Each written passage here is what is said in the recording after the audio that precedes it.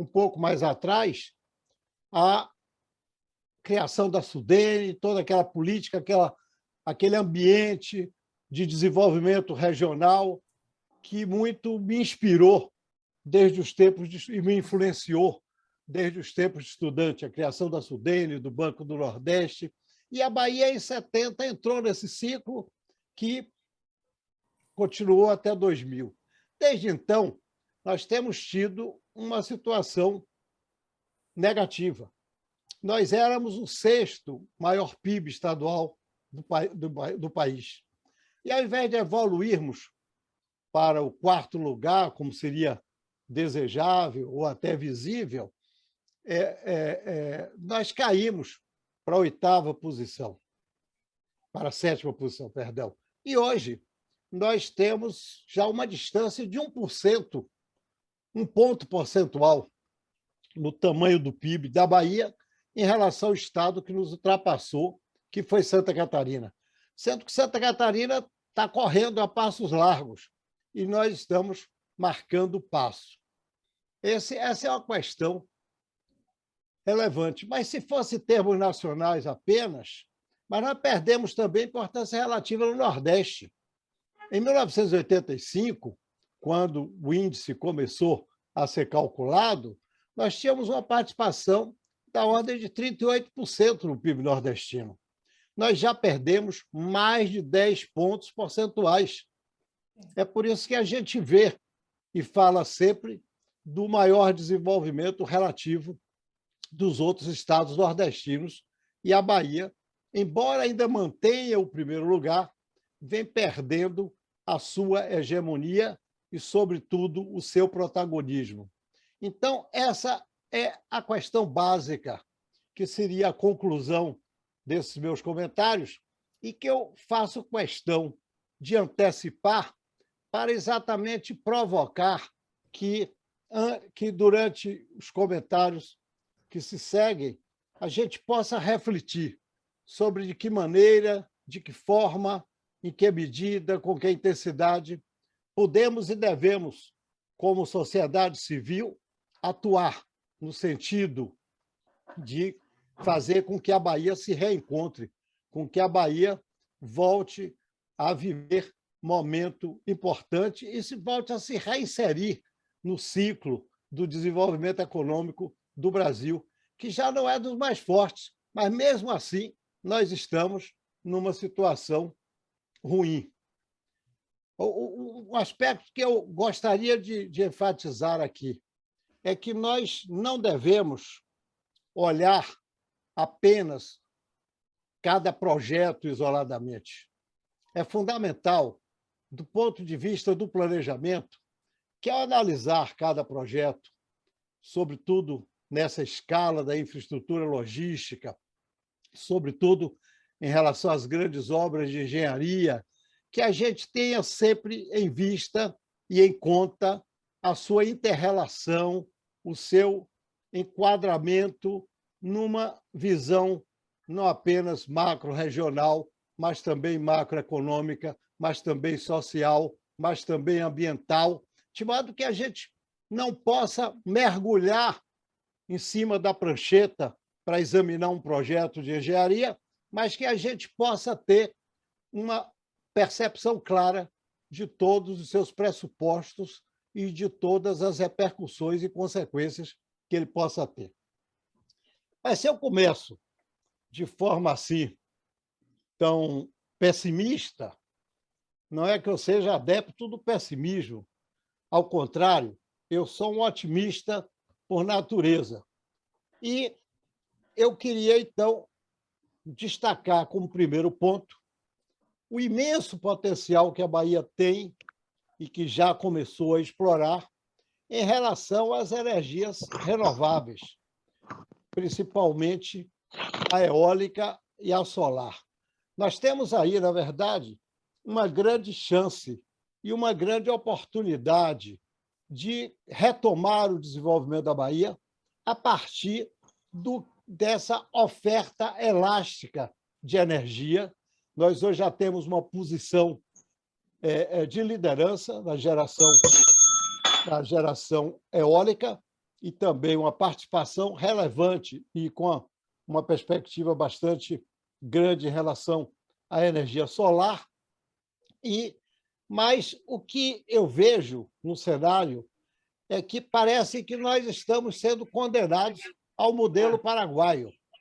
Chamo de modelo paraguaio a existência da oferta, a disponibilidade em excesso de energia e a venda dessa energia para terceiros ou para segundos, como é o caso do Paraguai em relação a Itaipu, que, não tendo capacidade de consumir, vende todo o excedente para o Brasil. Aliás, o que tem nos salvado de situações bastante críticas. Mas o que nós estamos vendo com a Bahia é que, hoje, a política do Ministério de Minas e Energia e o próprio planejamento energético da União, do governo federal, ele tem contido a expansão, seja da energia eólica, seja da energia solar, sob a alegação da falta de linhas de transmissão para transferir essa energia para o Sudeste, que é carente. Ora, nós não somos contra linhas de transmissão para transferir essa energia para fora, mas a nossa prioridade deve ser, e tem que ser, precisa ser, o consumo local dessa energia. Nós precisamos gerar projetos, nós precisamos identificar oportunidades que venham a possibilitar que essa energia seja consumida aqui em boa parte. E não se diga que, por serem energia solar e eólica, energias intermitentes, nós não temos uma energia de base para dar sustentabilidade ao consumo local que seja gerado. É preciso lembrar que nós temos uma grande fonte de energia, que é toda aquela cadeia de usinas do São Francisco, que é energia hidrelétrica, também energia limpa. Então, nós não precisamos de uma usina nuclear, como há muito tempo já se discute em relação ao próprio São Francisco. É preciso que nós tenhamos o aproveitamento aqui da energia que nós geramos, pelo menos uma boa parte, um bom contingente dela, um bom percentual dela, de modo que nós venhamos a nos tornar outra vez um país, um Estado, num ciclo virtuoso de desenvolvimento. Nós precisamos retomar, nós precisamos voltar ao ciclo virtuoso de desenvolvimento. Já existe todo um mapeamento do que sejam essas oportunidades de energias eólicas e solar. E aí surge uma coisa, ao mesmo tempo, desafiadora e extremamente significativa, que é o fato de que o grande potencial de produção dessas energias estão naquelas serras, lá no semiárido, no interior da Bahia, na margem direita do São Francisco, o que possibilita que a gente possa desenvolver alternativas para o desenvolvimento do semiárido.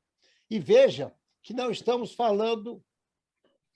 Aí temos que nós estamos vendo pela frente, a partir dessas energias também, a grande possibilidade do H2V, do hidrogênio verde, que a Europa está tão em busca, tão carente, tão necessitada para cumprir as suas metas ambientais.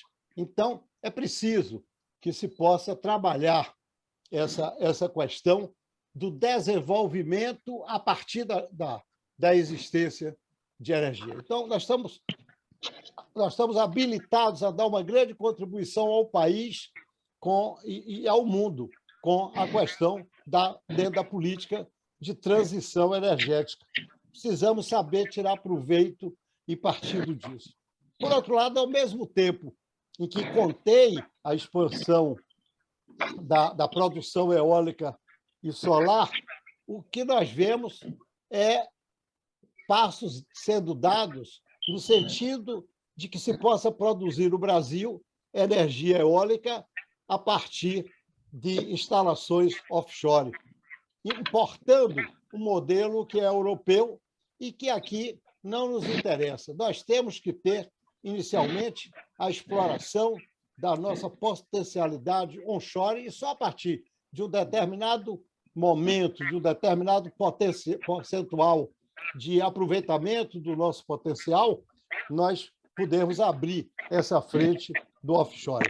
Mas já se vê uma grande movimentação nacional em relação ao offshore. É preciso que, no momento em que o Nordeste tem uma oportunidade que a natureza lhe deu, que caiu do céu, literalmente, nós não venhamos a perdê-la por decisões administrativas, por interesses econômicos outros que não o do desenvolvimento regional.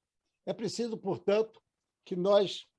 Esse é um ponto que eu queria deixar fixado aqui, que é a questão da abundância das energias renováveis, das energias limpas, como plataforma para um programa de desenvolvimento, pelo menos uma parcela significativa e relevante, ou uma parte significativa e relevante de um programa de desenvolvimento.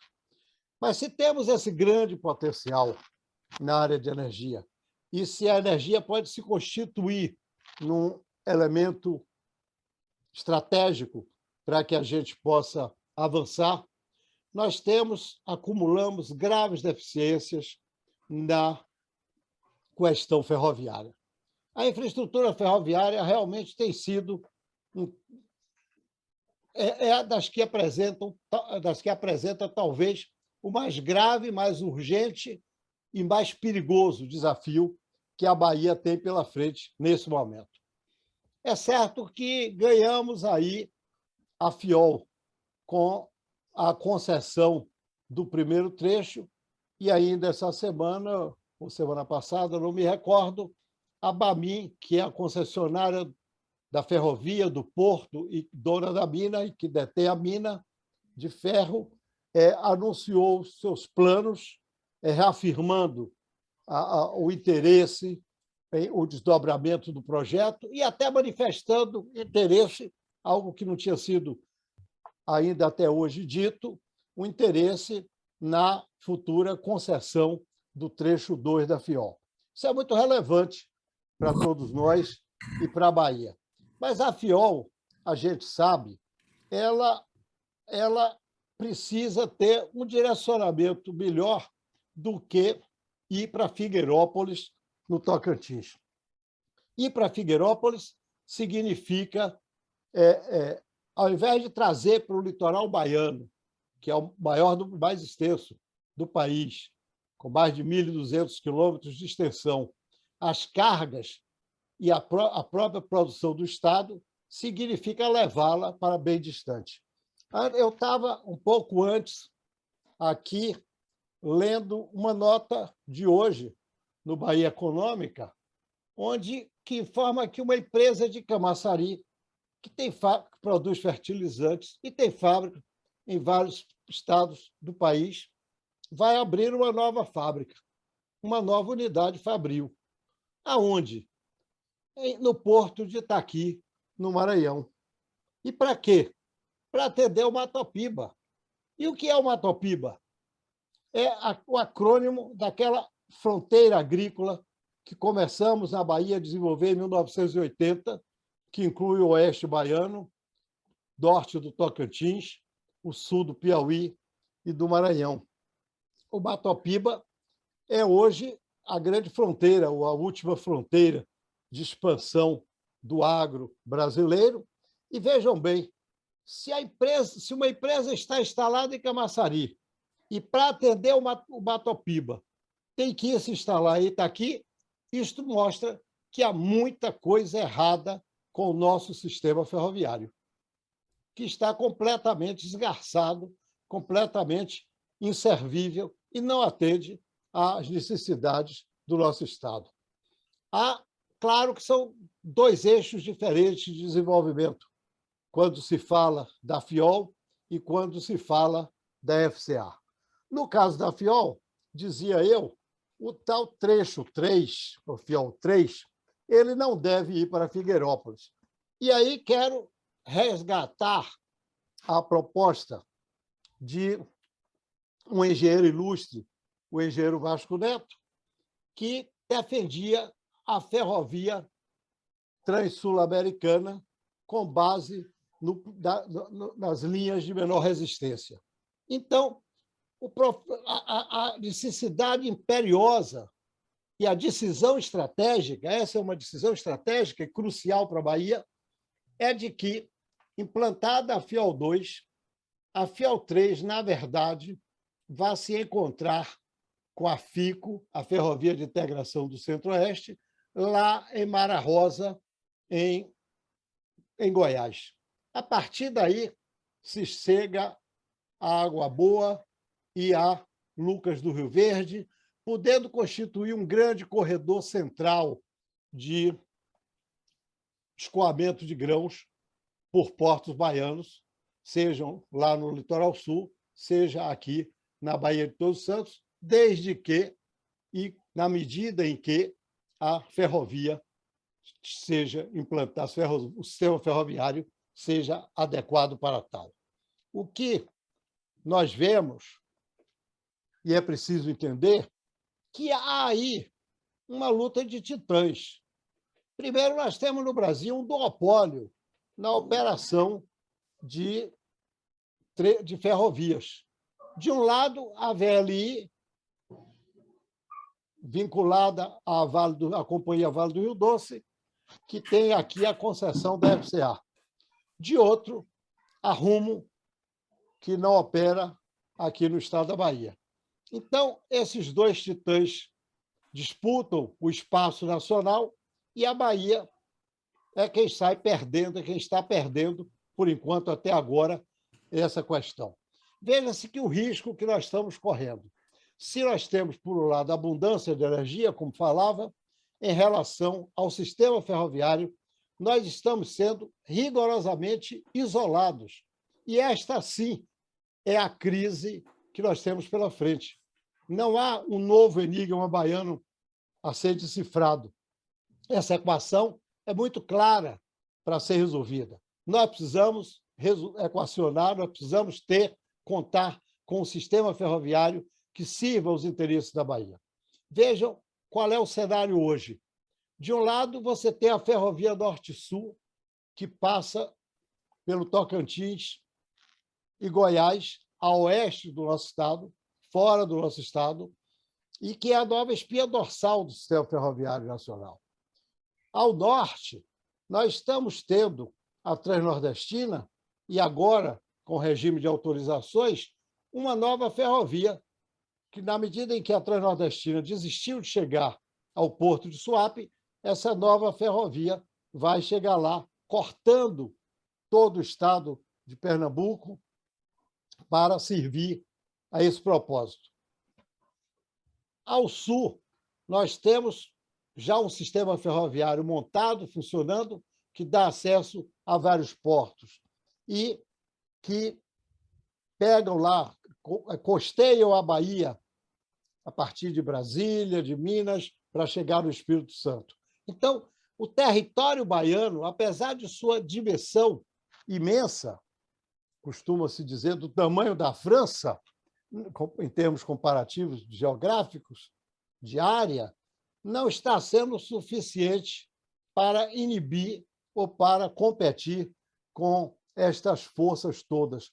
Ao contrário, no lugar da Trans-Sul-Americana de Vasco Neto, quando se falava da ferrovia intercontinental, a decisão que foi tomada, na verdade, foi de descer de Mara Rosa para o porto de Açu, lá no Rio de Janeiro.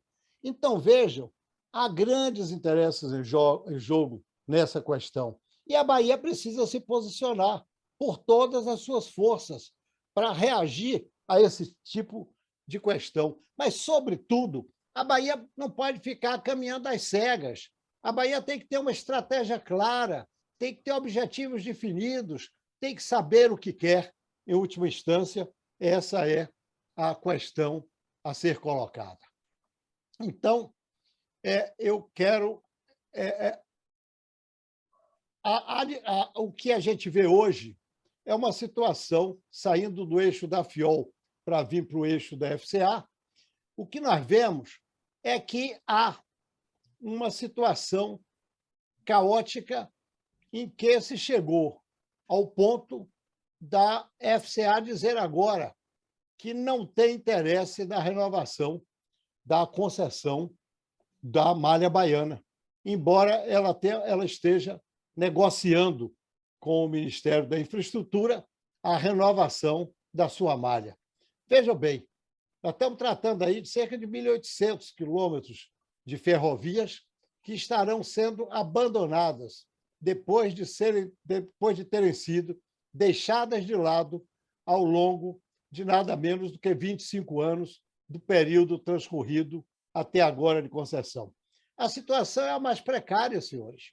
Nós temos uma velocidade média da ordem de 11 quilômetros por hora, o que não anima nenhum dono de carga. E não tem segurança na prestação dos serviços. E, na verdade, a FCA deixou que a malha se degradasse. E aí há uma outra lição a tirar-se daí. Nós temos que ter, preciso, há uma necessidade, não só na Bahia, em todo o país, de monitorar todas as concessões, monitorar todas as PPPs, monitorar todos os incentivos, e aí cito também o caso da Ford. Quer dizer, a Bahia não pode ser surpreendida por desconhecer como, ao longo do tempo, estão caminhando as concessões, estão caminhando as PPPs, estão caminhando os incentivos. É preciso que haja um observatório, uma estrutura dedicada ao acompanhamento, ao monitoramento desses processos. Hoje, com a globalização, há a necessidade de que se acompanhe as grandes movimentações e as grandes transformações que estão ocorrendo mundo afora, as grandes inovações, de modo que nós possamos vir a ter efetivamente uma vigilância sobre os interesses da Bahia em todos esses casos. Não basta fazer a concessão, fazer a PPP, conceder os incentivos fiscais e ficar sentado esperando que os frutos cheguem. Não. Hoje em dia é preciso acompanhar de perto essas situações e poder avaliar esse desempenho, esse desenvolvimento. Ora, no caso da FCA, parece já está aparecendo uma batalha perdida na medida em que a FCA e o Ministério da Infraestrutura concordam em que não seja renovado o trecho da Malha Baiana. Ora, não há nenhum antecedente jurídico no país que se reporte à renovação apenas parcial de uma concessão. É possível renovar a concessão, mas devolvendo os trechos que não interessem ao concessionário. Não ficar sentado em cima e deixando se degradar ou manter nas condições atuais a Malha Baiana até 2026, quando, em 31 de agosto, vence a atual concessão da FCA. É preciso, senhores, a Bahia não pode esperar até 2026 para, então, ir decidir o que vai ocorrer com sua malha da FCA, a sua malha ferroviária antiga. O fato de estarmos ganhando ou conquistando a FIOL, uma coisa não substitui a outra. Respondem a eixos de desenvolvimento distintos, a propostas distintas. A malha antiga ela faz a ligação da Bahia com o Sudeste e ela precisa ser cuidada e tratada com essa natureza, com essa característica. Até do ponto de vista da segurança do país, é preciso que haja a redundância desses sistemas ferroviários, que haja a ligação pela Norte-Sul, mas que se mantenha, que se preserve essa ligação, vamos dizer assim, pelo litoral, já que de Salvador a ferrovia vai a Aracaju, a Maceió e a Recife. Então, é preciso ter essa visão estratégica do país e preservar essa situação. Até porque, historicamente, no Brasil, a urbanização e a industrialização são litorâneas. Mas há coisas mais graves. Quer dizer, na verdade, fixar esse ponto é importante. Vou voltar um pouco atrás para dizer: nós, Bahia, não podemos aceitar que somente em 2026 venha a ser definido o que vai ocorrer com a ferrovia baiana. Nós precisamos que seja feito agora, em 2022, na hora em que o Ministério fecha o parecer para a renovação antecipada da concessão da FCA. Para quê? Para que em 2026 nós já possamos estar tendo a inauguração de trechos, retomada do sistema ferroviário. Senão, isso vai se deslocar para 2030, para 2035, e a Bahia terá perdido o passo, terá perdido o rumo, porque até lá essas cargas já migraram para outros portos, já foram para outros destinos, seja Itaqui, seja Santos, seja Sul, seja os portos do Espírito Santo, mas não vão, seja Suape, seja PC, mas para aqui é que não voltarão mais. Ou seja, o lapso temporal é, nesse momento, estratégico, essencial, fundamental, indispensável para que essa decisão esteja amarrada de forma a garantir, a preservar o interesse da Bahia. A partir isso não quer dizer que a FCA deva ser liberada de manter as suas operações até 2026. Embora ela hoje opere de uma forma bastante relevante, ela está operando apenas com a carga da BAMI, que provisoriamente tem vindo por um sistema heterodoxo de trem e caminhão para sair pelo porto de Enseada, e tem lá uma outra carga de combustíveis. São, na verdade, praticamente dois únicos contratos que a FCA tem. E isso tem muito a ver com o DNA da VLI, que é um DNA focado em minérios. Carga geral existe, carga de contêineres, carga de grãos, carga de combustíveis, mas, ao longo de todo esse período de concessão, como não foi acompanhada, a FCA não se movimentou para viabilizar essas cargas. No início da concessão, depois de 96, nos primeiros anos, até houve um crescimento do volume de carga transportado, mas depois isso se perdeu completamente e perdeu-se a oportunidade de, através da concessão, ter-se a rede ferroviária baiana mantida em condições operacionais adequadas. Essa é uma questão extremamente relevante e importante para que se possa discutir. Então, neste momento, hoje, agora, está sendo tratada essa questão da renovação antecipada da FCA, e a Bahia precisa ter uma posição muito clara e firme a esse respeito. Isso não pode passar ao largo, porque isso tem que ver diretamente com o futuro do Estado. Isso compromete o processo de desenvolvimento do Estado. Vejam que, nesse sentido, nós temos hoje o maior polo industrial do Nordeste em Camaçari. Nós temos a Baía de Todos os Santos, que é o maior porto natural do país. E esses dois fatores estão ficando isolados. O sistema ferroviário está isolando a região metropolitana de Salvador, que nós não temos contato com ninguém via ferrovia.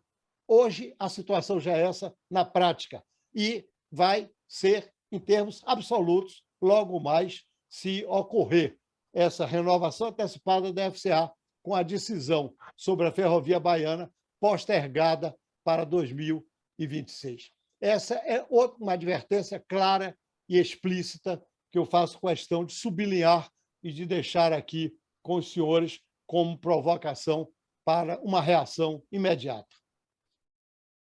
Não quero também deixar de falar em um outro ponto, não sei meu tempo como é que anda aí, mas quero tocar dois outros pontos ainda. Um é a questão da hidrovia do São Francisco. Vou falar muito en passant, mas me dediquei muito quando estive no Senado em relação a esse tema, defendendo a tese de que a revitalização do rio precedia a revitalização, a transposição. As forças políticas minha voz não foi suficientemente forte e prevaleceu a transposição antes da revitalização. Agora, senhores, é fundamental que haja essa revitalização, até para garantir que os estados do Nordeste tenham água. E eu creio que, a partir de agora, nós vamos ter como aliados os estados do Nordeste, porque precisam dessa água. Mas aqui, tratando do ponto de vista do planejamento da infraestrutura logística da Bahia, o que nós precisamos é ver, nós não podemos abrir mão da hidrovia do Rio São Francisco. E a hidrovia só existe se houver a revitalização do rio, porque é preciso um calado adequado para que os barcos possam navegar. A hidrovia é, portanto, uma aliada da causa ambiental. A hidrovia é um modo de transporte de que nós precisamos para integrar todo o Médio São Francisco, que é uma região que tem um potencial de desenvolvimento impressionante e onde, eu chamava a atenção lá atrás, nós estamos tendo a forte concentração da geração de energia eólica e solar. Então, há uma urgência pós-transposição para a revitalização de São Francisco.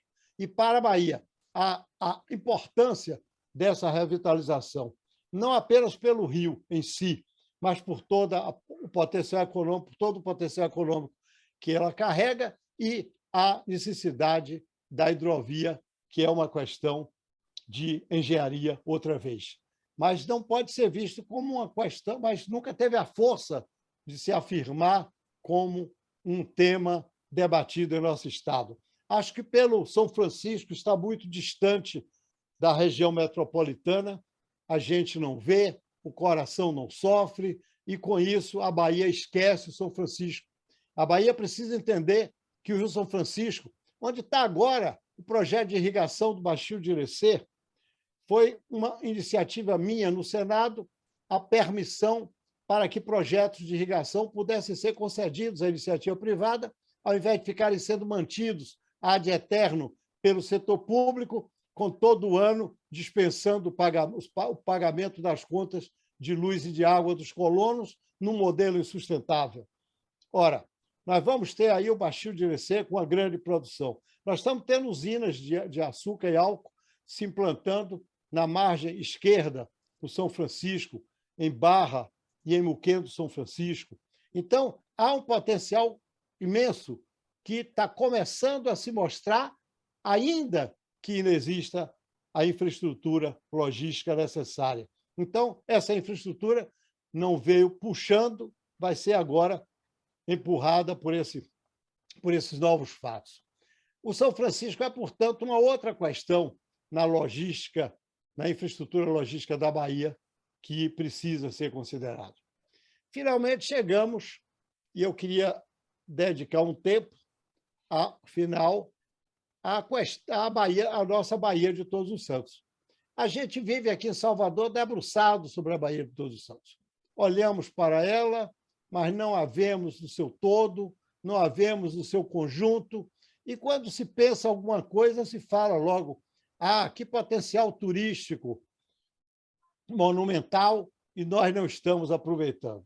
Sim, é verdade, a Bahia de Todos os Santos tem um potencial turístico importante para o turismo náutico, para os esportes náuticos, mas é preciso não vê-la apenas como turismo. Nós precisamos ver a Bahia de Todos os Santos no seu todo e vê-la como uma unidade de planejamento e de desenvolvimento. É uma área muito extensa, que requer um zoneamento para o seu tratamento, mas nós precisamos ver, então, a Bahia no seu todo e ver como tocar essa questão em termos de um planejamento que nunca foi feito para o desenvolvimento da Bahia de Todos os Santos. A questão que muito afetou o desenvolvimento foi a opção rodoviarista pelo sistema ferry-boat. Ao implantar o sistema ferry-boat, matou-se o transporte de navios dos vapores da antiga Companhia de Navegação Baiana. E passou a se concentrar tudo em um único ponto, aqui em Salvador, no terminal de São Joaquim, e na ilha, no terminal de Bom Despacho, para, a partir daí, distribuir por via rodoviária os passageiros e os veículos. Ora, senhores, o ferry-boat ele foi um sistema montado para veículos. Ele não foi um sistema montado para o transporte de passageiros. Mais uma vez, prevaleceu entre nós a importância do carro sobre a importância das pessoas e das cidades. Eu imagino que, para romper essa inércia, é preciso que se desvincule o transporte de passageiros do transporte de veículos na Baía de Todos os Santos. E nós possamos ter um plano diretor e um programa de transporte de passageiros interligando as diversas cidades. Só assim nós vamos ter a revitalização do recôncavo, só assim nós vamos ter a efetiva ocupação da Baía, do desenvolvimento da Baía de Todos os Santos e do próprio turismo, porque esse sistema de transporte será utilizado também pelos turistas, o que lhe dará ainda melhor condição de viabilidade. Mas, ao invés de discutir essa estratégica questão do desenvolvimento na Baía de Todos os Santos, a gente se distrai com a proposta de uma ponte Rio-Niterói, sem ter Niterói do outro lado. Porque 60 anos depois, a gente está querendo copiar um modelo que lá tem outras características inteiramente distintas, inteiramente diversas da nossa realidade aqui. Efetivamente, é uma ponte que não tem demanda, tanto assim que o governo está, no contrato, assegurando um número mínimo, o pagamento por um número mínimo de veículos mês, caso ele não seja alcançado. É claro que não vai ser alcançado. Não há essa demanda. O que nós precisamos é, na verdade, ter uma perspectiva real e efetiva de desenvolvimento para a Baía de Todos os Santos. E se eu me referir à questão da movimentação de passageiros, do ponto de vista infraestrutural, a questão dos portos é essencial. Nós temos 11 instalações portuárias na Baía de Todos os Santos, considerando aí também a base naval de Aratu, que tem uma capacidade industrial não utilizada. Temos 11 instalações portuárias sem ferrovia, porque o que chega hoje ao porto de Aratu e nada é a mesma coisa. E não temos um grande porto que se torne uma referência internacional. Então, nós estamos vendo que, ainda agora, a Maersk ela foi se instalar em Suape, comprando uma parte lá do que era o terreno ou a área do estaleiro Atlântico Sul. Então, vejam que, no momento em que o mundo todo passa por transformações, lá atrás nós tivemos a revolução do container. Agora, nós estamos tendo um rearranjo das cadeias produtivas no mundo todo, e a própria Europa e os Estados Unidos eles precisam de bases de produção mais próximas. E o Brasil e a Bahia se oferecem, naturalmente, como condição para participar desse processo. Nós precisamos ter pelo menos um NACO nessa redistribuição internacional, global, dessa base de produção de chips, de componentes, de semicondutores, etc. Então, é preciso trabalhar essa questão de forma muito clara, muito efetiva. Nós precisamos voltar os olhos para a Baía de Todos os Santos. Nós precisamos ter uma estratégia clara de desenvolvimento desta região, que tem condições. Já foi o maior porto da América, do Hemisfério Sul, e tem condições naturais de voltar a ter uma posição de destaque internacional. Mas, outra vez, aqui, senhores, chamo a atenção. Se nós não apressarmos o passo, nós vamos encontrar os espaços ocupados e não teremos chance nessa nova estratégia. Porque não haverá mais do que 3 grandes hubs no Brasil, hubs portuários, refiro-me aí a hubs portuários em escala internacional. Então, a gente vai ficar aí apenas com a cabotagenzinha, se muito, para satisfazer as nossas, o nosso imobilismo, a nossa falta de iniciativa. Bom, tudo isso mostra um cenário em que a engenharia tem um papel muito relevante a desempenhar. A Bahia, a engenharia baiana, ela tem destaque nacional, ela tem importância.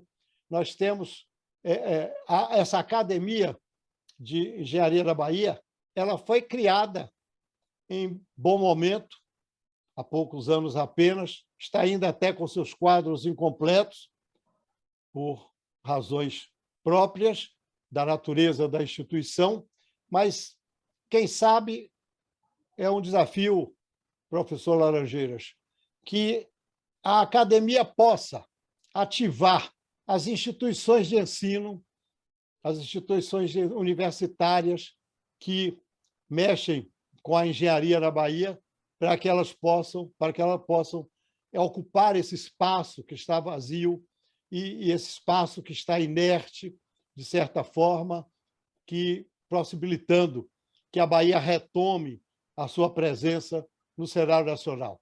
A engenharia é parte indiscutivelmente indissociável disto. E aí eu me lembro da nossa Politécnica. Eu moro aqui de frente e do meu apartamento eu vejo esse esqueleto inconcluso de um prédio projetado lá atrás por Diógenes Rebouças, iniciado na direção do professor Luizão e que está ainda incompleto. É preciso serrar fileiras para concluir, é preciso revitalizar, restaurar, reencontrar, promover o reencontro da engenharia baiana com o processo de desenvolvimento do Estado. Nós temos, felizmente, uma grande instituição, uma segunda grande instituição, além da Politécnica, que é o Cimatec, que, vejam, foi um presente que a Federação das Indústrias é que nos deu, é que deu à Bahia.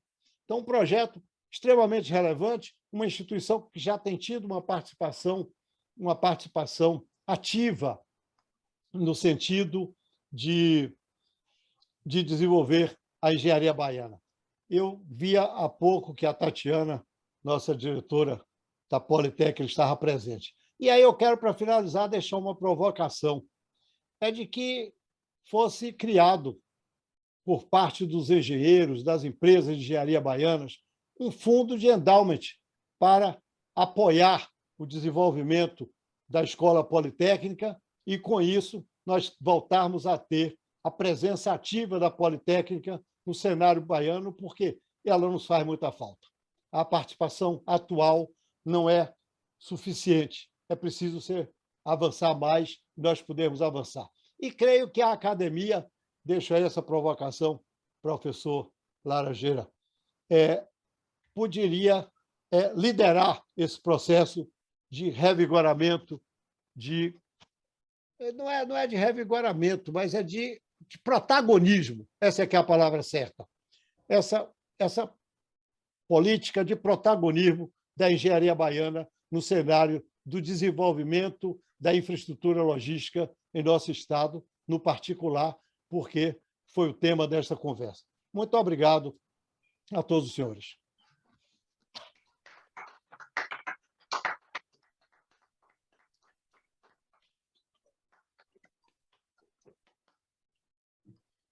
Bom, obrigado aí, doutor Waldeck. Mais uma vez, brilhante a sua participação e acho que foi muito enriquecedora. Nós temos aqui já algumas perguntas encaminhadas pelo chat. O primeiro inscrito aqui seria Roberto Oliva. Roberto, você com a palavra aí.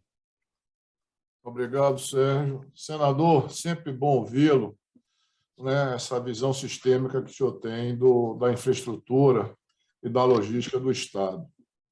É sempre bom isso gerar massa crítica. O senhor foi muito claro, nós temos excelentes vantagens comparativas. Nós temos a Bahia de Todos os Santos, nós temos o estado com o maior número de estados limítrofes, né? Se não me engano, são 7 ou 8 estados que a Bahia tem fronteira. Nós temos um perfil bastante diferenciado na economia, nós temos minerais, nós temos um bom sítio mineral, nós temos o agribusiness, nós temos industrialização, ou seja, a Bahia era o quarto PIB, senador, no final da década de 90. Eu sou engenheiro de formação, me formei em engenharia, trabalhei algum tempo em engenharia civil, e desde 87 eu tenho empresa na área portuária e logística, intermarítima. Nós operamos todos os portos baianos e tem uma atuação muito forte também no setor de distribuição e centro de armazenagens, e atuamos muito no setor eólico, tanto na Bahia como no Rio Grande do Norte. Eu queria fazer algumas colocações para o senhor e ouvir sua opinião. É o seguinte: é claro, acho que resta claro a falta de um planejamento estratégico de desenvolvimento do Estado nos últimos anos. Isso não é política, isso é uma evidência clara, a escolha, as opções. O que a gente tem gargalos hoje, essa região metropolitana de Salvador tem quase 90%, 86% talvez, ou 90% do PIB baiano está nessa região metropolitana. Os gargalos logísticos são gigantescos. A Bahia Feira hoje é uma via urbana, não há nenhuma previsibilidade de quando vai uma carga. A Feira é a segunda cidade do estado e é um dos maiores entroncamentos rodoviários do país. Essa estrada é da década de 70. De lá para cá, só foi sendo depreciada, invadindo as faixas de domínio, e o adensamento com os tremiões e tal. Quer dizer, a Bahia Feira hoje chega a se levar, muitas vezes, Salvador Feira, 5 horas. Você tem outro gargalo terrível, que é a 525, 528, que liga a Paripe. Então, só para dar isso, para poder atingir a Baía de Todos os Santos. A gente tem na região de Paripe, nós temos a base naval, que é um importante equipamento que nós temos aqui. Nós temos o TPC, que talvez seja um dos terminais mais modernos do Brasil na operação de grãos, todo automatizado, que está chegando, se não me engano, a 7, Sérgio depois pode até corrigir, a 7 milhões ou vai para 8 milhões de toneladas de grão, já fazendo um terceiro berço. E tem o TMG, que era antigo da Gerdau, que nós adquirimos e estamos investindo lá uma soma grande, dragando, botando guindaste novo, vamos fazer lá quase 2 milhões de toneladas já. Então, nós estamos falando de quase 10 milhões de toneladas numa via que tem mais de 50 quebra-molas.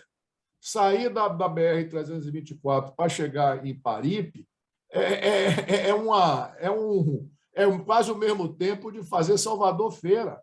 E não há nenhuma preocupação em duplicação, em se criar uma via expressa. A gente vê exemplos no Brasil, Anchieta, imigrante, a gente vê exemplos de Ayrton Senna e Dutra, Anguera e Bandeirantes, ou seja, quando você esgota, você cria uma via paralela, ali tem um vazio, o CIA está sendo absolutamente degradado, invadido. Porque se não faz uma via expressa pelo CIA para Paripe, ou porque se não faz uma outra Bahia Feira pedagiada, toda pedagiada, com pista e tal, já mais moderna, para poder fazer o escoamento, para poder chegar na Bahia de Todos os Santos.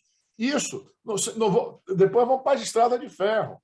Mas isso é um gargalo. Se imaginar o gargalo logístico hoje que a Bahia tem para essas cargas chegarem ao porto, sair do porto, ou vir de feira para cá ou de feira para lá, isso tira muito a nossa competitividade. Não é à toa que hoje nós estamos com o 8º PIB do país.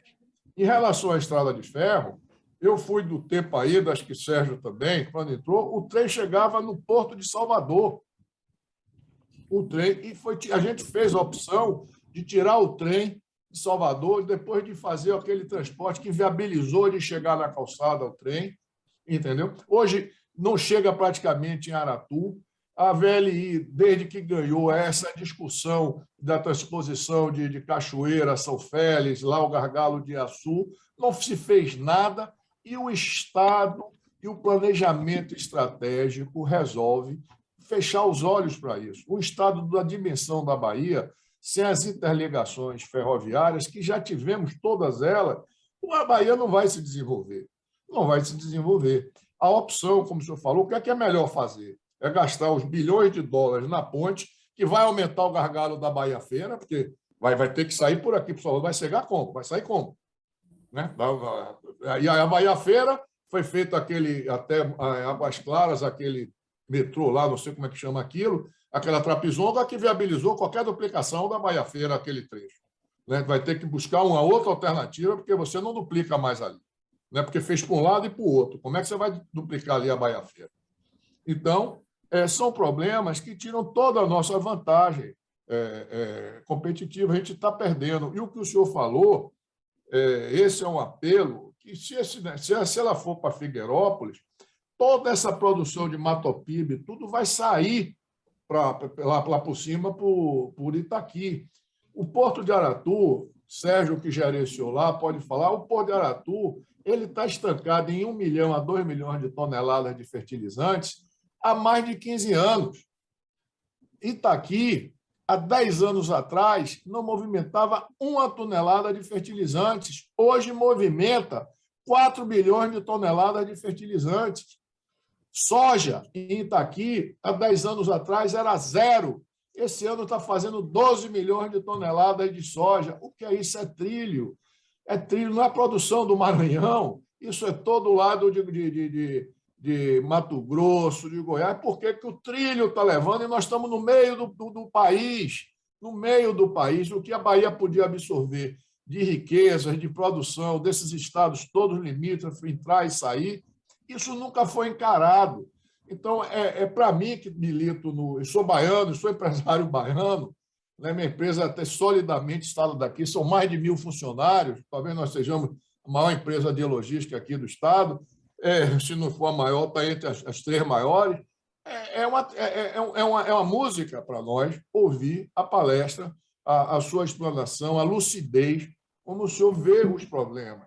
E isso, a esperança que a gente tem é a mudança nesse eixo. A gente precisa ter alternativa para a Bahia Feira, a gente precisa ter uma alternativa para 1528, a gente tem que buscar. Será que o dinheiro que a Segar na Pontes fala em 8 bilhões, eu não sei quantos bilhões são, é o dinheiro para recuperar a VLI? O que é mais importante para o Estado? E agora o governo federal fez o marco autorizatório das ferrovias, assim como tem em terminais privativos, como é o caso do TPC, é um terminal privativo. É dinheiro de empresário, como é o nosso lá, o TMG, é dinheiro nosso, não tem nada a ver com o Estado, não é concessão, é privado. Então, será que esse dinheiro que está indo para fazer a ponte não seria mais interessante ir para a ferrovia, para recuperar a ferrovia? Quer dizer, a gente realmente, essa sua palestra, a gente precisa enfrentar esses gargalos, e acho que aí a engenharia, né, capitaneada pelo mestre Laranjeiras, e para a gente gerar massa crítica. Eu também estou vendo o Fiameng, que é outro líder empresarial, uma empresa importantíssima, que é a Unigel, que está aqui presente. Né? A gente tem que, de alguma maneira, tem que ter um planejamento, uma política de planejamento estratégico para o Estado, que pense o Estado de uma forma, sem muito marketing, porque a ponte, acho que para quem chega aí é muito mais visível a ponte e tal, mas os gargalos que vão criar, os problemas que vão criar com essa estrutura que a gente tem de Bahia Feira e lá do outro lado, isso vai ser um caos e não vai gerar riqueza.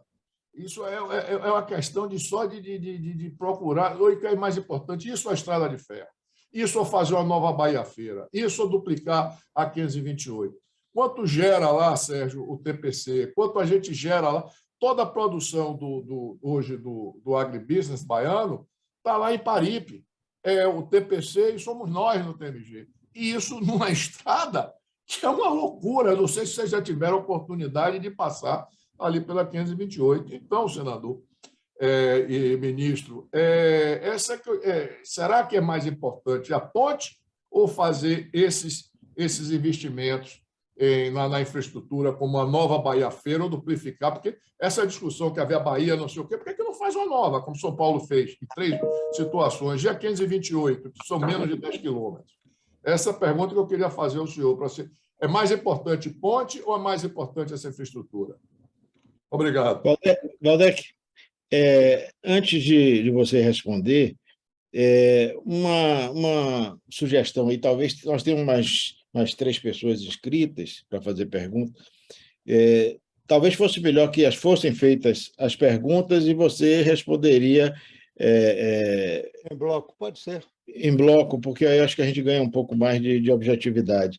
Okay, né? de acordo.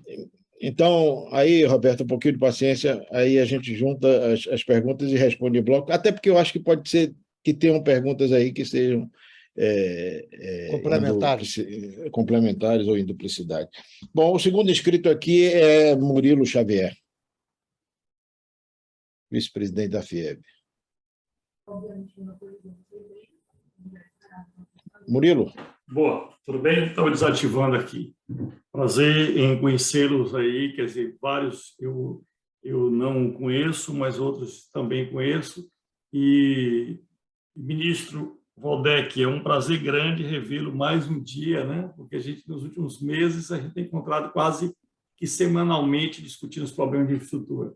Além de vice-presidente da FIEB, eu também sou presidente do Conselho de Infraestrutura de lá, e a gente tem abordado todos os assuntos de forma intensa e de forma muito também participativa, do qual eu também comungo aqui a participação de vocês e faço chamativa para vocês também participarem dos fóruns de discussão que lá está sendo feito. Falar de infraestrutura, a gente sempre tem abordado, eu faço parte da CNI também, é muito ver o problema das indústrias, que é o principal usuário aí, e o problema das indústrias é muito mais das indústrias para os problemas da indústria para fora do que da indústria para dentro.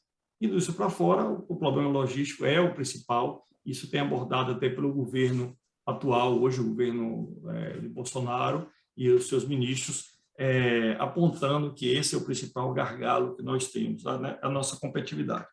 Sobre os pontos que a gente abordou, falar em logística é falar de eficiência de intermodalidade. Não adianta a gente ter um canal eficiente, seja rodoviário, seja ferroviário, seja marítimo, se não tiver integração, porque eles são eficientes na medida que as distâncias que eles carregam. Então, já se diz hoje que o rodoviário é muito mais importante aí no de 0 a 500 quilômetros, de 500 a 1.100 ferroviário e de 1.100 em diante portos. A gente tem visto aqui no Estado um avanço, seja nas rodovias, evidentemente tem muita coisa a ser melhorada nas rodovias, mas a gente viu um avanço, à exceção da BR-242, as transversais, né? A 242 e a 030, que a gente precisa não só pensar na 101 e 116, mas também até a ligação da 101 e 16, que tem um ponto de flexão, que hoje a gente já pensa num ponto entre Gandua e a cidade de Jiquié, para fazer a interligação e mudar o fluxo na duplicação desse valor. Mas em portos, a gente tem tido uma mudança dos últimos anos, e uma mudança muito significativa. A gente vê um avanço grande aí do terminal de containers, que aí investiu quase 1 bilhão, aí passou a ser, pelo Banco Mundial, agora o porto mais eficiente do Brasil. A gente vê investimentos na ilha marítima, que o Roberto também colocou, um investimento bastante arrojado, e o próprio Grupo Simões, que investe quase 600 milhões aí, fora os já instalados, que é o TPC, que Sérgio representa, e outros. A gente vê também que, diante disso tudo, a gente tem uma Bahia extremamente convidativa e competitiva, porque nós somos a segunda melhor e maior Bahia do mundo. Por quê? Não só tem um calado, enquanto outros estão pensando em 8, 12 metros de calado, a gente tem uma abertura de boca de 53, tem uma boa parte do trecho, a gente consegue com 23 metros, e chegando nos portos até com 15, com 3 metros de maré, chega até 18 aí a atingir um calado. Não só, também como o Roberto colocou, a localização estratégica no meio do Brasil, a Interlândia, limitando aí com 8 estados e com mais no Piauí, quase 9 estados, e a gente tem também águas calmas que permitem aí também a gente colocar. Isso tudo credencia a Bahia como o futuro hub do Brasil. E como existe uma movimentação também dos armadores dessa concentração, que aproveita a oportunidade e convida vocês para o dia 21, a gente vai trazer no Cimatec um dos principais palestrantes do Brasil, que é o Luciano Carelli, dia 21, 8h30, quem quiser estar participando, o convite acabou de ficar pronto agora, a gente vai comentar um pouco sobre a infraestrutura marítima e como ela carrega o investimento para os estados e também a concentração do qual a gente está se referenciando aqui, que seria o Brasil ter 3 hub ports. Um que já é Santos, o outro passaria a ser Navegantes ou Paranaguá ou Rio Grande, e no Nordeste seria Suape ou Salvador, e aí tem um movimento da Maersk para Suape, que passa a ser também uma ameaça para nós. Segundo, a gente tem vários outros problemas que já foram referenciados aí, professor, como a ligação Mara Rosa direta a Barreiras, que faz com que a gente mude toda a logística e viabilize ferrovias como a FIOL. A FIOL hoje está ligando pontos que não tem carga, não tem porto, então na ligação direta a gente está fazendo, e nós trabalhamos junto com o ministro. Eu já tive 4 reuniões com o ministro Tarcísio e mais uma série de outras com o Marcelo Sampaio, e a gente está tentando viabilizar 2,5 milhões, que seria um projeto executivo, na verdade, para se consolidar aí a viabilidade da ligação direta Mara Rosa até Barreiras, passando, na verdade, no desvio de um obstáculo que no meio tem, chamado o Quilombola Calunga, né? A outra coisa muito importante também é a gente verificar que a gente está tentando ver uma alternativa de traçado ligando a FIOL a essa Baía de Todos os Santos, já que, não obstante todo o nosso esforço junto à DVLI, ela está de forma muito contundente e imóvel, não se colocando na propositura de fazer a concessão englobando a Bahia. Então, já tivemos várias reuniões com o próprio Felipe, e que eu trouxe aqui já em Salvador, para a última reunião, que participaram vários dos presentes aqui, e eu tenho colocado e conversado com o Felipe com uma certa frequência, colocando como isso poderia ser danoso ou causar um dano irreparável à Bahia, e diante também dessa possibilidade da gente canalizar parte dessa penalidade que eles teriam para a Bahia e não para toda a malha, como eles estão querendo. Também dos pontos que foram colocados, eu queria aproveitar aqui a oportunidade e colocar que a gente está em gestação no Cimatec há 2 projetos, o Centro de Excelência Ferroviária e o Centro de Excelência Portuária. Isso já está bastante avançado, inclusive com protocolos de intenção assinados e MAU também assinados, não só com a Valec, com empresas internacionais, como a ENSCO, que é americana, que eu trouxe agora por último, e talvez ela faça uma sede da ENSCO de ferrovias aqui na Bahia, que ela já está pretendendo. Mas o que é mais importante a gente colocar diante de todo esse cenário é como a gente vai se movimentar diante de todas as ameaças no tempo, porque todas elas que estão acontecendo a revelia da Bahia, porque a gente não tem um planejamento estratégico. A gente não tem, na verdade, um chamado PELT, que se foi comentado há muito tempo, para a gente guiar o que é que a gente quer, quais são as potencialidades da Bahia e como a gente poderia juntar esforços. Eu esqueci de falar uma outra coisa também que talvez seja estratégica também. A Bahia ela tem uma particularidade muito grande, que ela está localizada quase 70%, 80% do PIB numa península. E se ela está numa península, existe um vetor único de saída, sem ser pelo mar, a parte rodoviária. Então, se a gente hoje, no São João, a gente chega a fazer Salvador Feiras 8, 9 horas. Então, isso até é um caso de segurança nacional. A gente precisa ter outra via de escoamento, talvez ligando a Parafuso, aproveitando a Parafuso e ligando com a 29 de março. Então, outros viéses para a gente não ter aquele engarrafamento. Caso aconteça um caos aqui na Bahia, a gente fique aí sem saída. Então, eu queria colocar para a academia, na verdade, e para o professor, como a gente poderia juntar todos esses atores e trabalhar realmente num PELT que seria extremamente, exauridamente construído, né? Construído e consolidado com a participação de todos e colocando todos os vetores aqui que já foram apresentados de uma forma com que outros atores, principalmente o parlamento, a parte política também, nos ajude a atingir esse objetivo. Então, é essa pergunta que eu queria, ministro, que a gente, na verdade, se fala muito, mas é importante também ter um discurso só, uma carta só, até porque, só relatando aí, a Carta da Bahia deve estar saindo hoje, depois de grande esforço nosso para que várias entidades façam a carta em relação a esse problema já abordado aqui da FCA. Tá bom? Desculpe a extensão.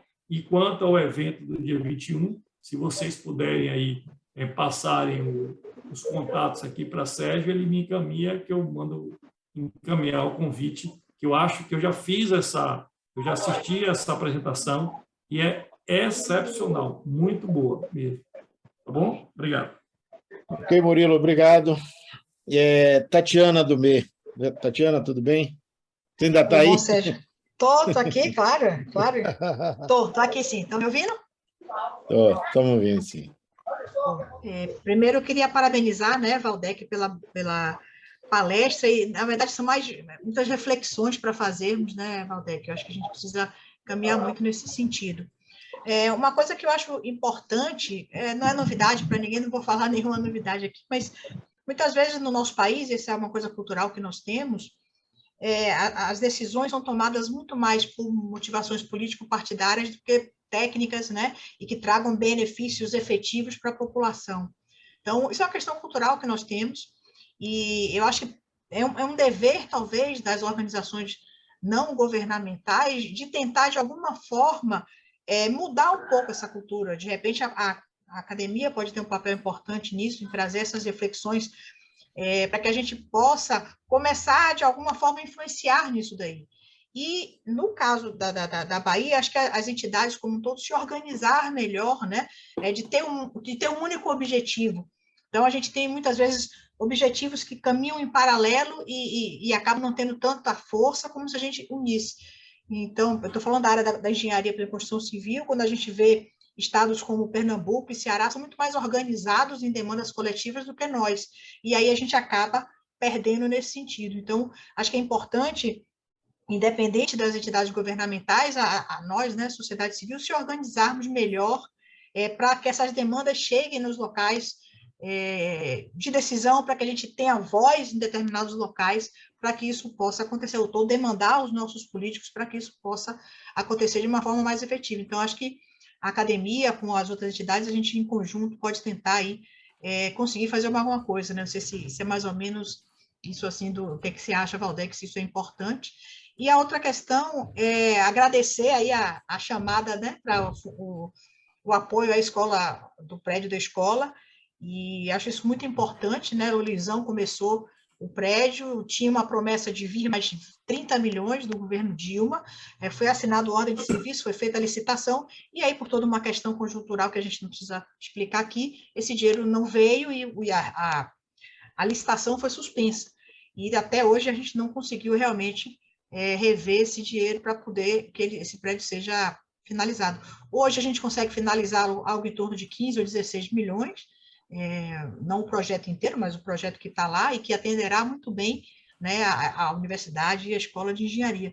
Então, agradeço a Valdec essa chamada aí para um financiamento e fico à disposição para que a gente possa trabalhar em conjunto nesse sentido, que eu acho que é fundamental para trazer essas discussões maiores, trazer essa preocupação com formar pessoas na engenharia que tenham uma visão mais coletiva, né, que queiram trabalhar mais pelo coletivo da engenharia e não individualmente nos seus setores ou nas suas empresas. Eu acho que falta um pouco isso, eu acho que a universidade pode né, ajudar bastante nisso daí. Mas parabéns, Valdec, parabéns, Sérgio, aí, parabéns à academia pela iniciativa. Obrigado, Tatiana. Vladson Menezes, superintendente da FIEB.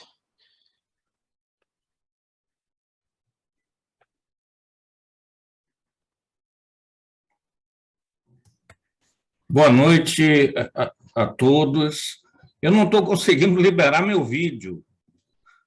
Não estou querendo me esconder, não, mas o vídeo não está aparecendo. Então, vai por aqui mesmo, vai sem o vídeo. Em primeiro lugar, eu gostaria de parabenizar o senador pelo trabalho, pela apresentação, que de fato foi de elevada qualidade e sempre com uma visão estratégica impressionante. E a pergunta que eu gostaria de fazer, sendo bem objetivo até em função do horário e da quantidade de perguntas que ele vai ter que responder posteriormente, é o seguinte: já foi citado, foi mencionado aqui, não só pelo próprio senador, como também por Murilo, a questão da renovação aí antecipada da FCA e, em particular, na situação em que a gente está, embora a gente se oponha ao processo do modo como está ocorrendo, tudo indica que vamos ter uma concretização, né, desse movimento. E aí abre-se um espaço, né, para a gente perder o trecho baiano, o trecho que vai até Corinto, com todas as implicações, algumas delas já colocadas aqui.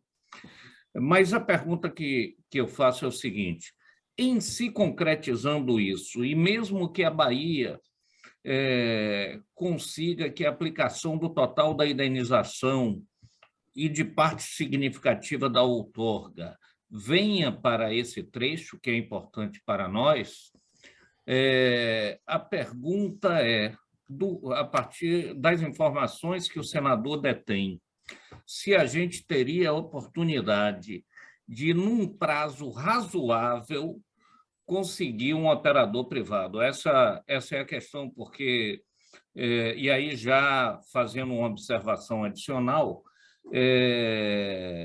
mesmo que a gente consiga esses recursos, me parece que a divisão, né, do trecho da concessão da FCA e a participação menor do Estado da Bahia, na verdade, a exclusão do Estado da Bahia, poderiam até inviabilizar, pelo menos por alguns anos, essa operação. Então, é uma pergunta já com comentário, mas eu queria ouvir a opinião do senador sobre o assunto.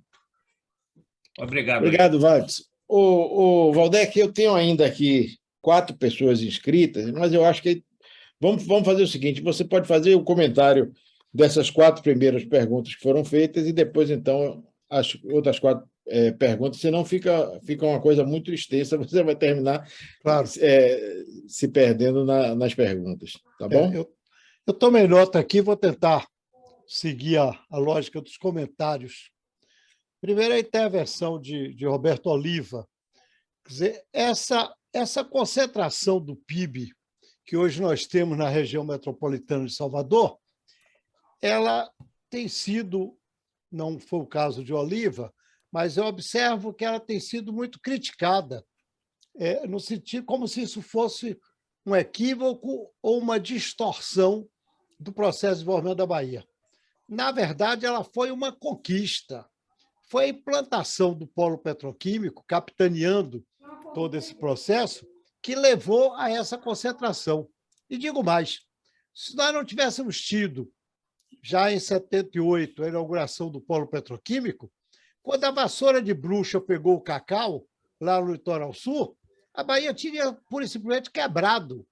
O polo petroquímico, o ICMS gerado, o antigo Imposto de Vendas e Consignações gerado lá atrás, pelo cacau, ele era que sustentava a máquina pública baiana e a política de desenvolvimento do Estado.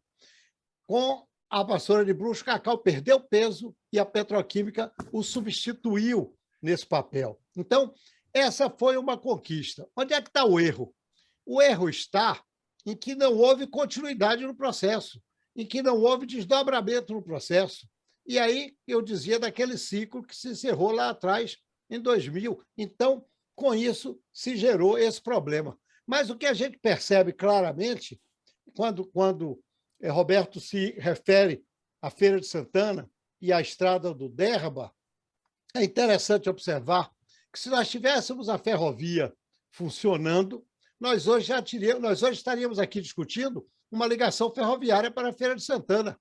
a partir de Santa Amaro, talvez, de modo a que você tirasse essa carga, esse transporte de carga, esse tráfego de carga, da dependência que tem em relação à BR-324. Então, eu, antes de pensar numa nova alternativa rodoviária, eu pensaria numa alternativa ferroviária, porque, afinal de contas, Feira de Santana é o principal centro logístico do Nordeste brasileiro, e nós não podemos conceber um centro logístico daquela monta, daquela importância, sem contar com o modal ferroviário. Então, o modal ferroviário seria também uma forma de dar acesso à Feira de Santana aos portos da Baía de Todos os Santos. Então, realmente, essa questão da intermodalidade a que se referiu Murilo é uma questão fundamental no que temos que ver. Então, em relação à ponte especificamente, a gente tem um contrato firmado, pelo menos é o registro que se tem na imprensa. Então, há aí uma questão de segurança jurídica. De outro lado, não disporia o Estado dos recursos para o volume total de investimento na ponte. Parece que é algo como 1 bilhão e 200 ou 300 milhões no CAPEX e, posteriormente, a manutenção com essa garantia por 30, 35 anos do movimento mínimo na ponte. Então, essa é uma coisa. É verdade, Murilo, que nós temos tido uma melhoria muito grande no desempenho dos portos baianos. Eu tenho tido alguns contatos e visitado alguns deles e dialogado, etc. Mas uma coisa que eu noto, e aí colocaria também como uma provocação, e me coloco à disposição para aprofundar uma discussão sobre o assunto, é a necessidade de que os portos deixem de se ver de forma isolada e autônoma e passem a trabalhar conjuntamente. É preciso se criar um sistema de complementaridade, já que eles não são, por suas especializações, eles não são competitivos entre si. Isso é muito interessante. E isso abre um espaço para que se possa ter um trabalho conjunto no sentido de melhorar ainda mais a eficiência e de possibilitar uma maior ambição da Bahia no que diz respeito à questão dos portos. A criação de uma alternativa de ligação da FIOL com a Baía de Todos os Santos, eu acho ela importante, mas ela não resolve o problema da ligação da Bahia com o Sudeste. Eu acho que a Bahia não tem como renunciar à necessidade de uma ligação com o polo econômico do país. Onde é que está o polo econômico do país? É Minas, São Paulo e Rio. Nós temos que estar presente, nós temos que ter esse cordão umbilical ligado, senão a gente vai ficar aqui perdido entre o Sudeste e o Nordeste, nós que no passado éramos leste, não é? E vamos sobrar nesse processo de desenvolvimento. A verdade é essa. O PELT, realmente houve um trabalho importante feito na época que Heraldo Tinoco, já falecido, era o secretário de Infraestrutura, creio que no governo de Paulo Soto, e realmente é um projeto relevante, é preciso que isso seja retomado e que essa concepção, esse conceito de intermobilidade, de integração do sistema de transporte e, sobretudo, de uma logística de carga na Bahia. A gente não pensa nisso, não é possível que se comece... Quer dizer, a solução rodoviária automobilística ela é uma solução rasteira, é uma solução superficial, que não responde aos interesses econômicos do Estado. É preciso, por isso, enfatizar muito esses outros modais e essa integração intermodal.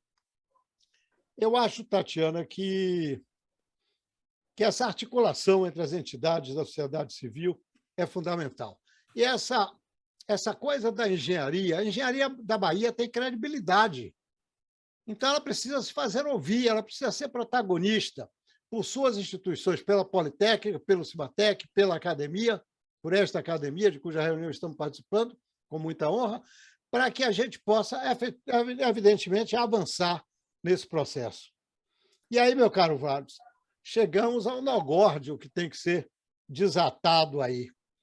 Como eu disse, há um duopólio no Brasil. Você tem a VLI e você tem a Rumo.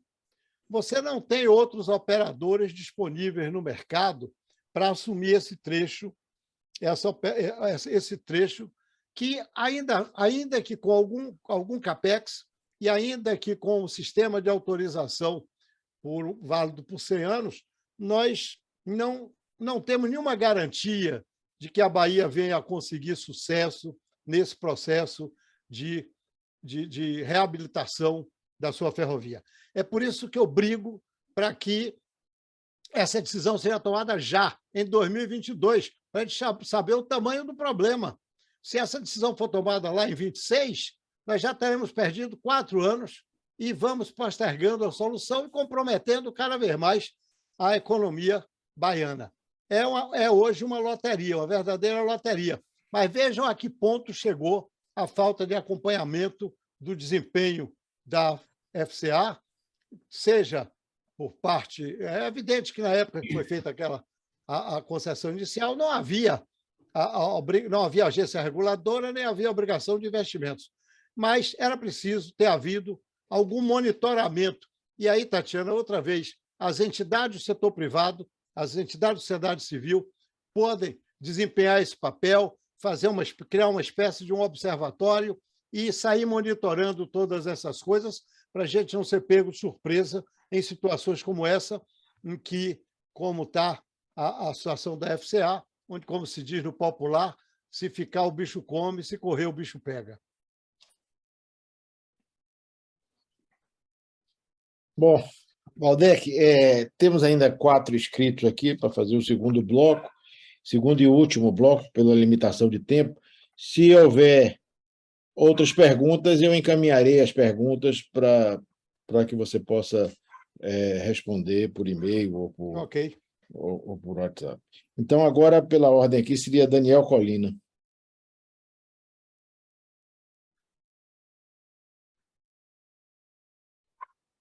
Boa noite a todos. Eu sou arquiteto, conheço muita gente que está aí, Roberto Oliva, o professor Laranjeiras, que não deve lembrar de mim, enfim, Rafael, que está aí participando também. É o seguinte, você sabe que arquiteto, em geral, acha que entende de tudo, né? Mas, na verdade, eu sou um arquiteto de projeto, mas que fiz a minha experiência trabalhando também em planejamento urbano, desenho urbano, enfim. Mas, recentemente, o IAB, nacionalmente, pessoal do Conselho Superior do IAB, aprovou uma proposta onde incorporamos dentro de nossas atividades o conceito de ordenamento territorial. Ou seja, a gente sai do intramuro da cidade e pensa o território. Então, realmente, eu concordo praticamente minha concordância com o que colocou o senador Waldeck, que é quase total, digamos, né? Eu só queria lembrar algumas coisinhas que não é para o debate de hoje, porque acho que a prioridade é resolver a questão da FCA, digamos, da renovação da concessão. Porque tem algumas novidades do ponto de vista legal no assunto. Mas realmente, conceitualmente, dava para começar a discutir até se todo tem que ser no modelo que foi inaugurado pelos ingleses na América Latina na segunda metade do século XIX, ou seja, como levar cargas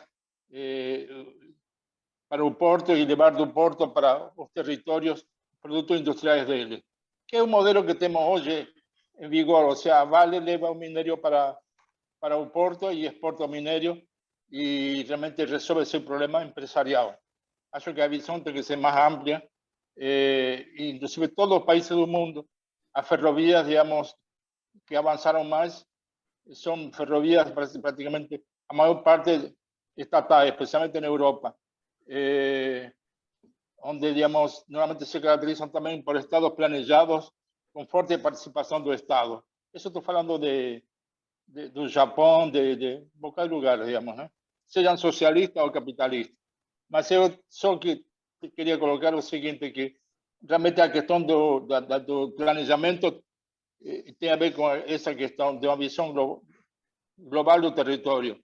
Eu participei de um evento que o CREA organizou, que o presidente do CREA, o Carqueja, organizou, onde convidou um bocado de pessoas que eu conheço muito bem, Carlos Marden, Carlos Trump, enfim, basicamente empresários e pessoal ligado à gestão do governo, né? Eram quase todos engenheiros e tinham algum economista, mas não tinha nenhum arquiteto. Nós também não temos uma formação para ver o território, mas por isso nós estamos trabalhando, como já vê, junto de alguns grupos do CREA, tentando, digamos, dar um pouco liga a todo esse processo, porque é fundamental na visão do planejamento territorial a participação de muitas pessoas que estão ligadas à engenharia e especialmente ao Conselho do CREA, não somente engenheiros, geólogos e especialmente geógrafos, porque esse conceito de território tem muito a ver com Milton Santos, que agora virou nome da avenida, mas sempre foi uma grande figura, digamos, da intelectualidade brasileira. Então, digamos, eu acho que essa visão integrada e participativa, como falou a Tatiana também, digamos, da sociedade civil, de como tem que participar mais, acho que esse é o caminho, digamos, ou seja, nós aprovamos, quando digo nós, porque nós estamos como convidados participando do GT Ferrovia do CREA. E na segunda-feira passada participamos da reunião plenária do CREA, que aprovou justamente um relatório preliminar que nossa comissão, digo nossa porque estamos participando como convidados, aprovou recentemente, né? Que justamente toca justamente na prioridade hoje, de não deixar para 2026, como falou o senador, sino de resolver isso hoje. E acho que se a entidades empresariais do momento e a sociedade civil se organizarem e pressionarem seus políticos no lugar certo, acho que isso ainda dá para conseguir. É só isso, viu? E parabéns para vocês. Ok, obrigado. Agora, Rafael Vasconcelos.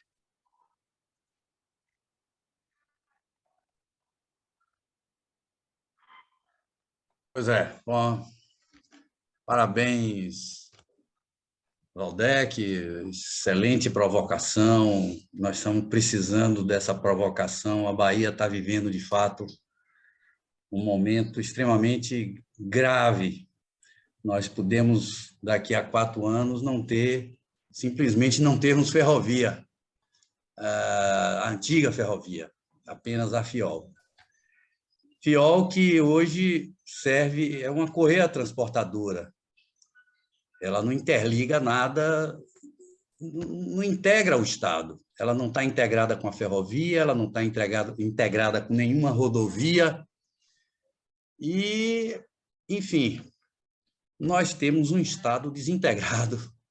Nós estamos, além do mais, como disse Waldeck, num quadrilátero de isolamento logístico. Nós temos um mar, a cabotagem de um lado, um sobe e desce marítimo, a norte e sul do outro lado, a transnordestina em cima, e embaixo a autorizada EF 035 vai acabar de fechar e tirar a primazia da Bahia. A Bahia tem uma primazia fantástica, 2 grandes primazias.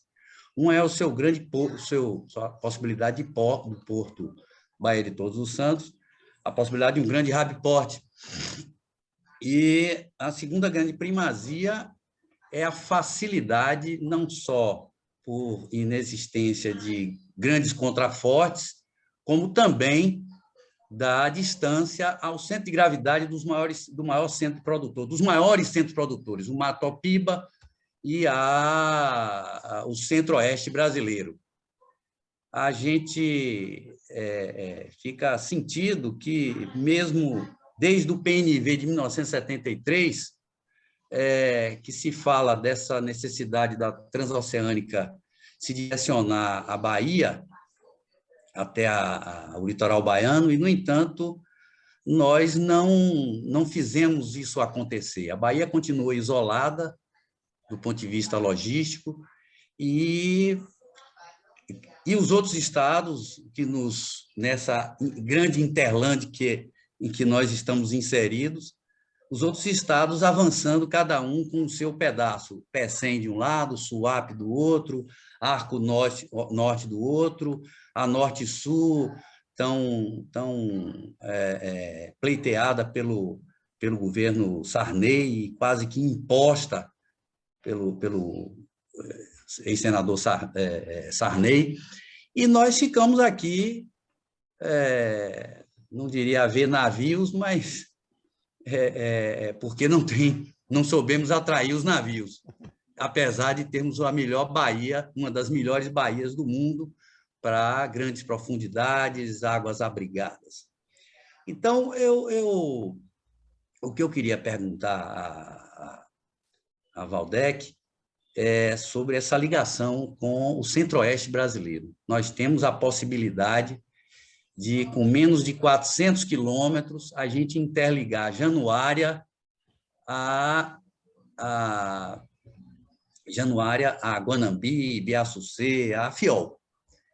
E isso não está sendo colocado com uma forma não só de abastecer esse grande hub port que nós temos, como melhorar a logística brasileira, não é melhorar a logística baiana, nem tirar a Bahia do isolamento, é melhorar a logística brasileira.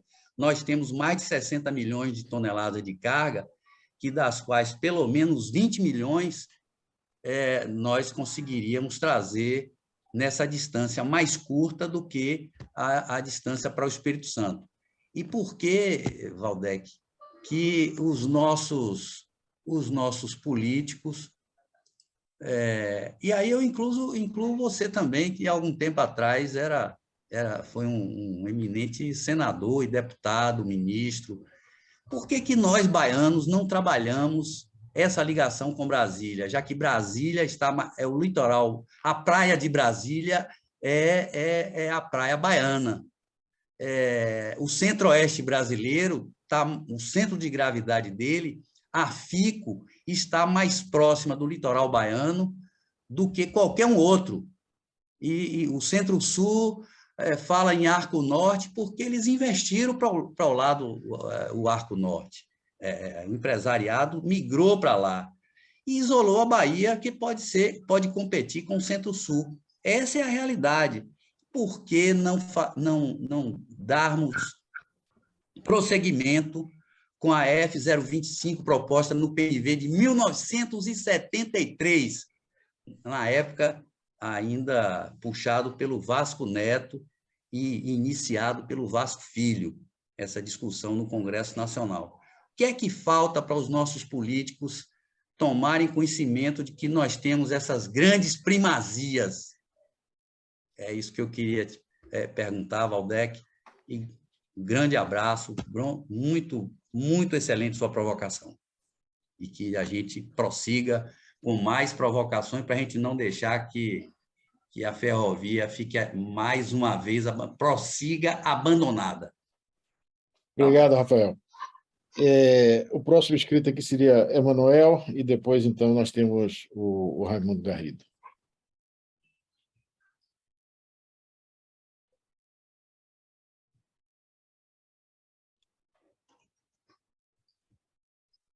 Emanuel, com a palavra.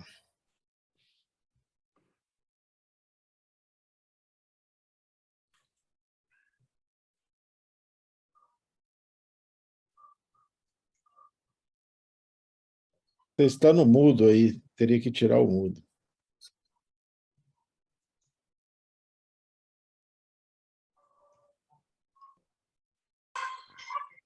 Bom, acho que deve estar tendo alguma dificuldade, então, Garrido, depois a gente volta com o Emanuel, se ele conseguir. Até amanhã, então. Obrigado. Até amanhã. Boa noite.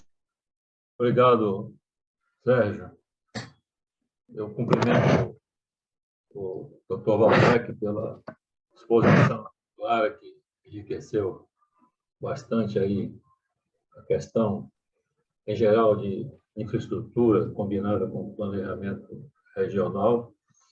E vou fazer um breve comentário, apenas reforçando um aspecto que foi trazido no conjunto dessa palestra.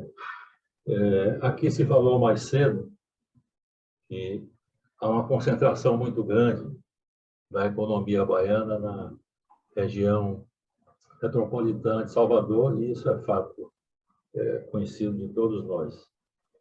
Uma das formas de, para o futuro, desconcentrar essa região também já está desenhada e início aí de implantação, que é o corredor da FIOL, dentro do estado da Bahia. O corredor da FIOL, pelo que eu tenho lido e estudado superficialmente, porque eu não me aprofundo muito na questão dos modais de transporte, ele requer toda possível contribuição à demanda de carga, que se dá em vários pontos de seu traçado, especialmente nas interseções. A interseção hidroviária, a primeira delas, né, São Francisco, a ferrovia Centro-Atlântica, que o palestrante sublinhou com força a necessidade da retomada. Há outras, né, a de Jequié, a BR-116, que é a mais importante delas, porque por ali há um cruzamento de fluxos econômicos mais acentuado. A 101, e tudo isso leva ao Porto Sul, que requer, todo o conjunto, né, do projeto requer reforço de carga, e não se pode desperdiçar nenhuma dessas oportunidades, né, dessas interseções. Então, a minha intervenção, simplesmente, é para reforçar algo que o Dr. Waldeck tocou com ênfase em alguns momentos, que é a necessidade de se acelerarem as providências para a retomada, né, da FCA. Isso é fundamental para o estado da Bahia, porque se nós olharmos o mapa do estado da Bahia, vamos ver dois corredores, um já existente, sobrecarregado, Barreira-Salvador, de forma muito sucinta, muito simplória, indicando pelos municípios, e outro que é o da FIOL, né, que vem lá também do oeste da Bahia, e que requer, pelo que eu tenho lido nos estudos já existentes, né, reforço de carga para viabilizar, viabilizado já está, mas para melhorar a viabilidade do empreendimento. Eu queria fazer somente esse registro, sem necessariamente perguntar ao Dr. Waldeck. Muito obrigado, Sérgio. Bom, Waldeck, aí eu acho que você pode fazer suas considerações sobre essas perguntas, e aí eu devolvo a palavra depois para o professor Laranjeira fazer o encerramento. Ok. É muito, muito pertinente essa questão que o Colina colocou do ordenamento territorial, que o IAB está assumindo, fomentando essa visão. É uma atividade que tem sido, que requer realmente a participação multiprofissional, porque são várias as visões que tem, convergem para um planejamento de base territorial integrada. A França, a Alemanha desenvolvem muito esses tipos de trabalho, o aménagement territoire, etc. E é interessante observar, Colina, que eu saí do Brasil e fui ser aluno de Milton Santos no Peru, quando estudei exatamente planejamento urbano regional. Então, é uma coisa muito... Mas eu acho que essa contribuição que você traz, de chamar atenção para o ordenamento territorial e para a necessidade desse trabalho multiprofissional, é fundamental. Rafael Vasconcelos é um grande especialista de ferrovias, né?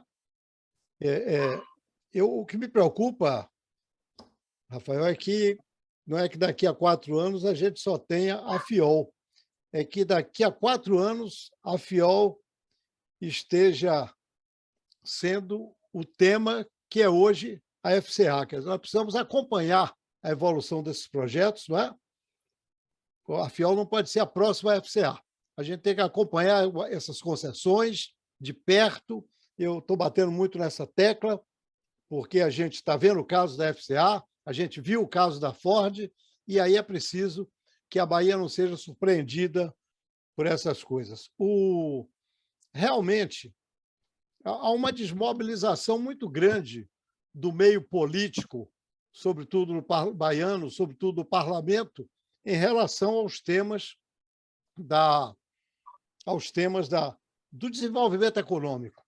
Hoje a participação tem sido muito mais cada um olhando o seu próprio umbigo e sem se preocupar com o todo. É preciso voltar a haver este clima de compromisso com a Bahia, de desenvolvimento da Bahia. Isso é que é muito liderança.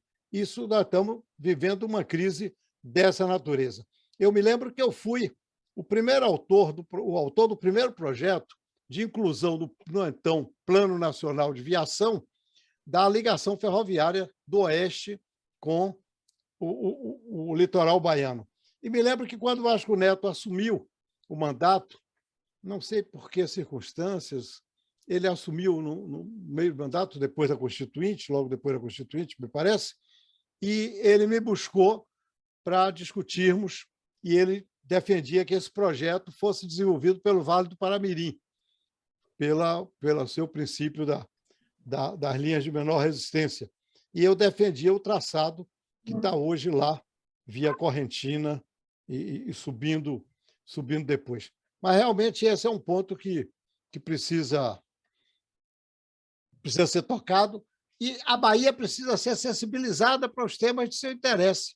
E isso só vai ocorrer se houver essa mobilização que a gente tanto falou aqui das entidades de engenharia, como mobilização da sociedade civil, para que os parlamentares possam se comprometer com essa coisa. Quanto à intervenção de Garrido, eu só fiquei preocupado que ele me cobrasse que eu não falei de água. Falei de São Francisco apenas, mas o Garrido é um grande especialista na questão da água, e realmente esse é um outro ponto que você tocou, Garrido, que ainda não está sendo tratado dessa forma.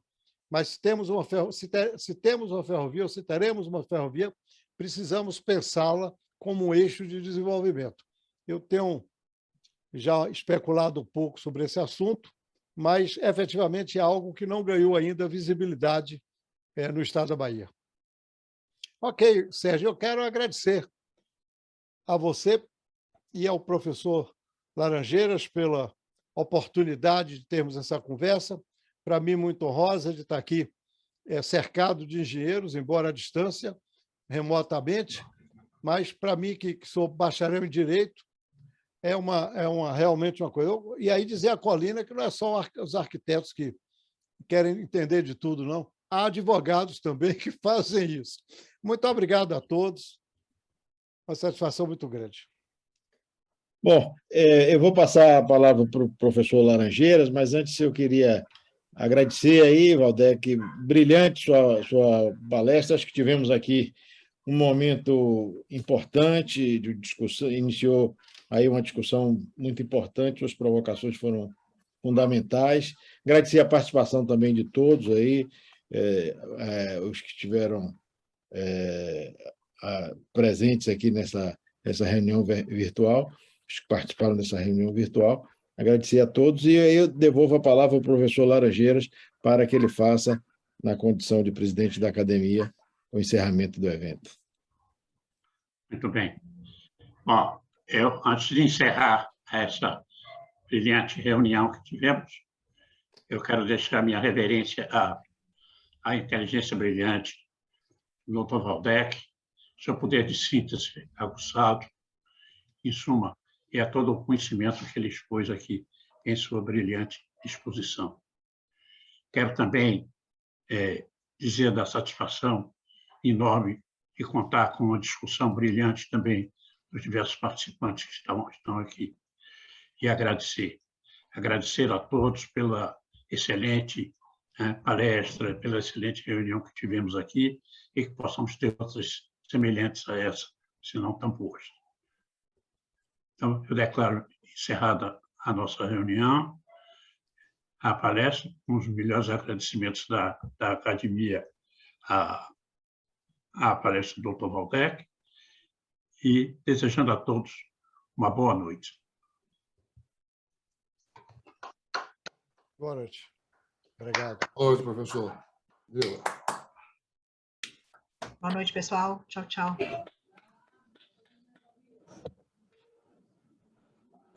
Boa noite.